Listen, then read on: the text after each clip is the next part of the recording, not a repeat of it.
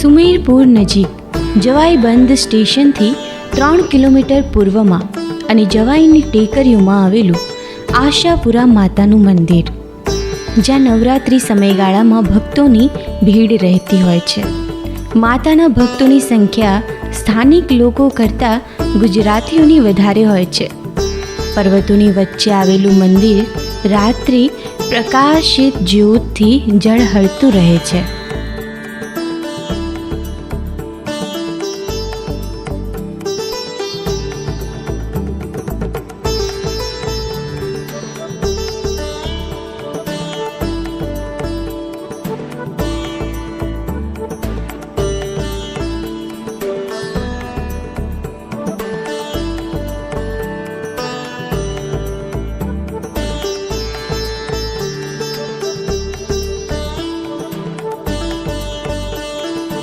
વર્ષો પહેલાં અહીંયા કોઈ પ્રકારની સુખ સુવિધા હતી નહીં.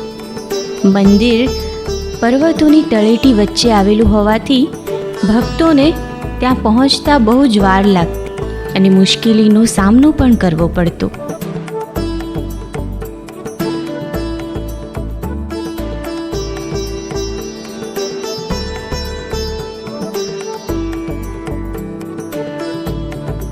સમય જતાં જતાં અહીંયા સુધારા થયા.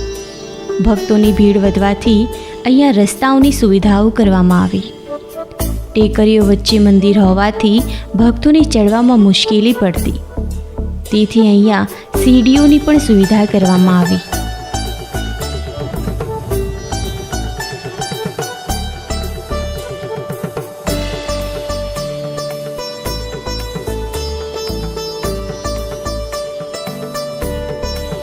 હવે માતાના મંદિરમાં દરેક પ્રકારની સુખ સુવિધાઓ છે. ભક્તો જો દૂરથી આવતા હોય તો અહીંયા રહેવાની પણ સુવિધા કરવામાં આવી છે.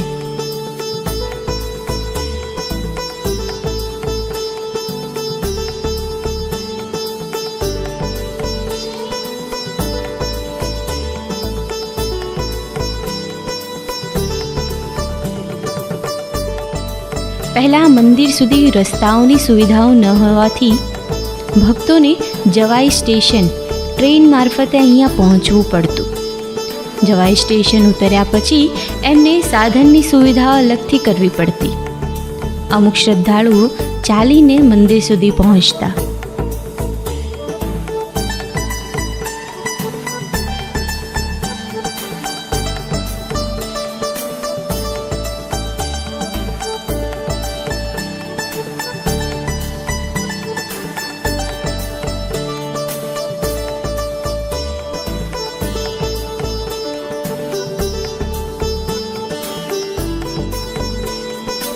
મંદિરના ભોપાજી મલારામ દેવાસી જણાવે છે કે મંદિરનું શિખર 119 વર્ષ પહેલાં 1958માં બીસલપુરના નિંબારામ દેવાસીના રહેવાસી દ્વારા કરવામાં આવ્યું હતું.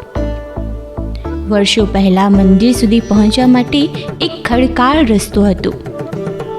ધીમે ધીમે ભક્તોની સંખ્યા વધતા ટ્રસ્ટની રચના કરવામાં આવી. લોકોની મદદથી મંદિર સુધી પહોંચવા માટે સીડી બનાવવામાં આવી. હમણાંના સમયમાં મંદિર પરિસરમાં ભક્તો માટે તમામ પ્રકારની સુવિધાઓ પણ ઉપલબ્ધ છે.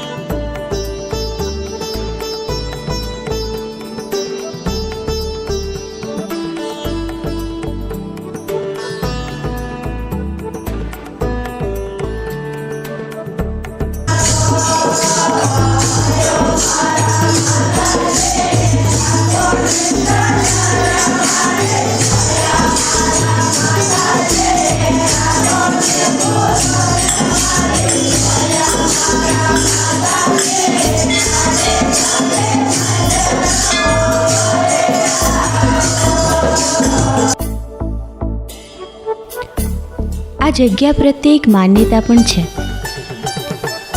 કહેવાય છે ભરવાડની સાધુના વેશમાં અહીંયા માતા મળેલા. દંતકથા અનુસાર બીસલપુરના રહેવાસી નિંબારામ દેવાસી અરવલ્લી રેન્જની જય ટેકરીઓમાં ઘેટા બકરા ચરાવતા હતા. તે સમયે તે માત્ર 13 વર્ષના હતા. આ સમય દરમિયાન તેઓ ટેકરીની ટોચની નજીક એક ગુફામાં પહોંચ્યા, જ્યાં એક સાધુના વેશમાં એક જોડી મળી હતી. દંપતીએ છોકરા નિંબારામને કહ્યું કે તેઓ ભૂખ્યા છે, બકરીનું દૂધ આપો. છોકરો તેની સામે 6 મહિનાનું વાછરડું લઈ ગયો. વાછરડાને જોઈ સાધુએ તેના શરીર પર હાથ મૂક્યો. વાછરડાના આંચળમાંથી દૂધનો પ્રવાહ વહેવા લાગ્યો. છોકરાએ એક વાસણમાં દૂધ લીધું અને સાધુને આપ્યું. સાધુએ થોડું દૂધ લીધું અને પીધું અને બાકીનું દૂધ છોકરાને આપ્યું. તેમણે છોકરાને કહ્યું કે આપણે દેવાનની ટેકરી પાસે આવેલા આના ગામમાં મળીશું. આટલું કહીને બંને અદૃશ્ય થઈ ગયા. જવાઈની ટેકરી પર 2 માતાઓ છે. એક મંદિર જે સૌથી ઊંચાઈ પર એટલે કે શિખર પર છે, તેણીને ઉપલા માતાજી કહેવામાં આવે છે. બીજું મંદિર થોડુંક નીચે છે. દંતકથા અનુસાર બાળક નિંબારામે આખી વાત તેના કાકા રૂપારામ દેવાસીને કહી. આ પછી 5 વર્ષ સુધી ઉપલા માતાના મંદિરમાં પૂજા કરવામાં આવી.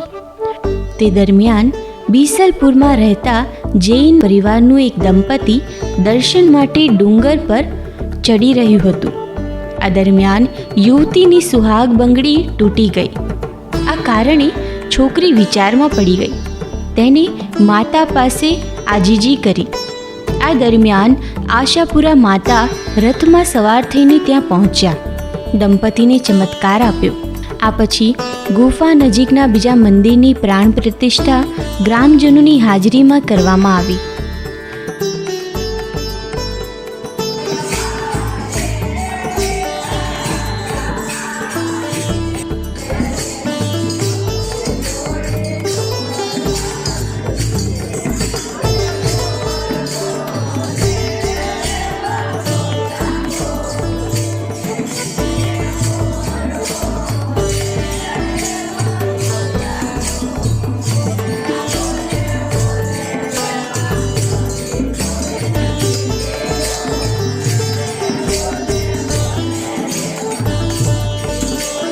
તો મંદિર બહુ પુરાણું છે.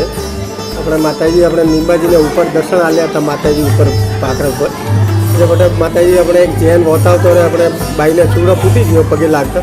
પછી માતાજી આ ખોળામાં ત્રિશુલ ઉભો ને અમુક ત્રિશુલને આપણે એમની આ વેલના પેડ આ નિશાની માતાજી આપી ને નિંબાજીને આપણે માતાજી આદેશ કર્યો હતો મારા દાદા પરદાદાને કે ભાઈ મારી મંદિર આ જગ્યા બનાવવા. તેઓ વિક્રમ સંવત 1955 બનીને તૈયાર થઈ ગયો હતો. શિખર બને હાલ બી શિખર હોય જ છે માટીનો, બનીને તૈયાર થઈ ગયું હતું. પણ અંગ્રેજોનું શાસન હતું ને અકાળ પડ્યો એટલે પાછું એમની પ્રતિષ્ઠા 58 નામે થઈ. વિક્રમ સંવત 1958 અને શિખરબંધ મંદિરની નિંબાજીના હાથથી પ્રતિષ્ઠા થયેલી છે અમારા પૂર્વજોના હાથથી. અને માતાજીની એવી માન્યતા છે કે બધા કોઈ બી આવે ને આપણે એમ મોનતા મોર્નિંગ જાય તો બધી માતાજી આશાઓ પૂરી કરે. એટલે એમનું નોમી આશા પૂરી જ પડેલી છે કે આશાપુરી.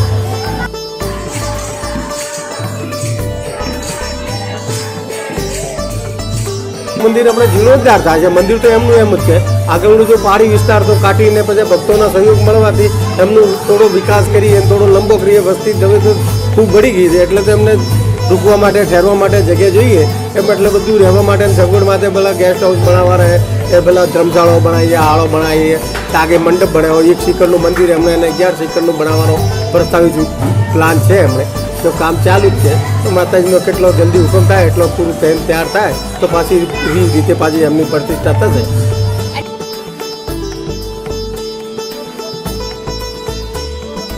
मंदिर बिशलपुर आशापुरी जोवाईबान पहाड़ के पास में है. बिशलपुर गांव में जो अपने सुमेरपुर थी 10 किलोमीटर बाजू में है. जवाईबान रेलवे स्टेशन थी 2 किलोमीटर पाली जिला में बाली तहसील में आएलो बिशलपुर गांव जो जवाई लेपर्ड चीतों के लिए भी ये एरिया प्रसिद्ध है. यहाँ के लिए अभी इंटरनेशनल पहचान मिली है इनको. और जवाई लेपर्ड गवर्नमेंट ने इसको कंजर्वेशन क्षेत्र भी घोषित किया है. यहाँ पर ये વર્ષો પુરાણા મંદિર સ્થાપિત છે.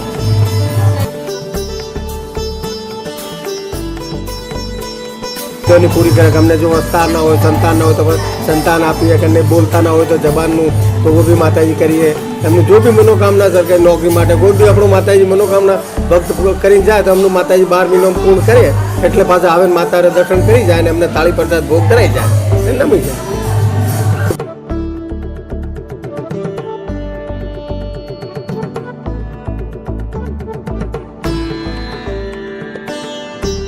હું જય સોની ડીસાથી.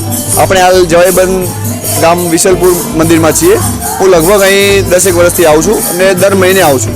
આ મંદિર લોકોની આસ્થાનું શ્રદ્ધાનું કેન્દ્ર છે.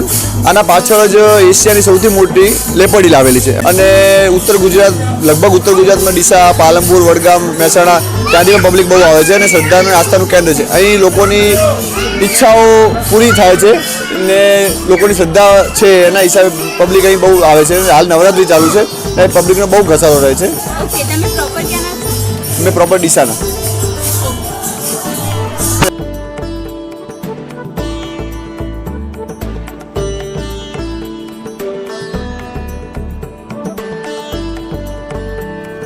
બીસલપુર આશાપુરા મંદિરમાં ટ્રસ્ટ દ્વારા ભક્તો માટે તેમના રહેવા અને ભોજન માટે તમામ પ્રકારની સુવિધાઓ આપવામાં આવી રહી છે. એક રેસ્ટોરન્ટ પણ બનાવવામાં આવી હતી. દર વર્ષે લાખો ભક્તો વાર્ષિક મેળાની મુલાકાત લે છે.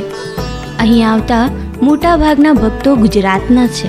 તેઓ અહીંયા પરિવારની સાથે આવીને તમામ કાર્યક્રમોનું આયોજન કરે છે. અહીંયા પ્રતિવર્ષે નવરાત્રિ દરમિયાન ગેર નૃત્ય પ્રતિયોગિતા પણ થાય છે. બીસલપુર આશાપુરા માતાના મંદિર સાથે ઘણી દંતકથાઓ જોડાયેલી છે. શ્રદ્ધાળુઓના મનમાં આ સ્થાનક પ્રત્યે અનોખો ભાવ છે જે તમને જોવા મળશે.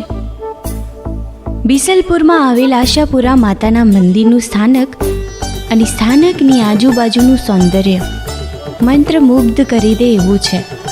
અહીંયા પહાડોની વચ્ચે આશાપુરા માતાનું મંદિર. મંદિરની ઉપરથી તમને આ આખા ગામનું દ્રશ્ય જોવા મળશે અને સાથે સાથે આ પહાડોની તળેટીઓ પણ જોવા મળશે. દિવાળી અને રજાઓના દિવસોમાં આ મંદિર ભક્તોની ભીડથી ઝગમગી ઉઠે છે. તો આ હતી આશાપુરા માતા મંદિર બીસલપુરની સફર. નેક્સ્ટ ટાઈમ આવા જ કોઈ સફર સાથે ફરીથી મળીશું. ઓનલી ઓન સફર વિથ અંજલિ. તો આ ચેનલને સબસ્ક્રાઈબ કરવાનું ચૂકશો નહીં.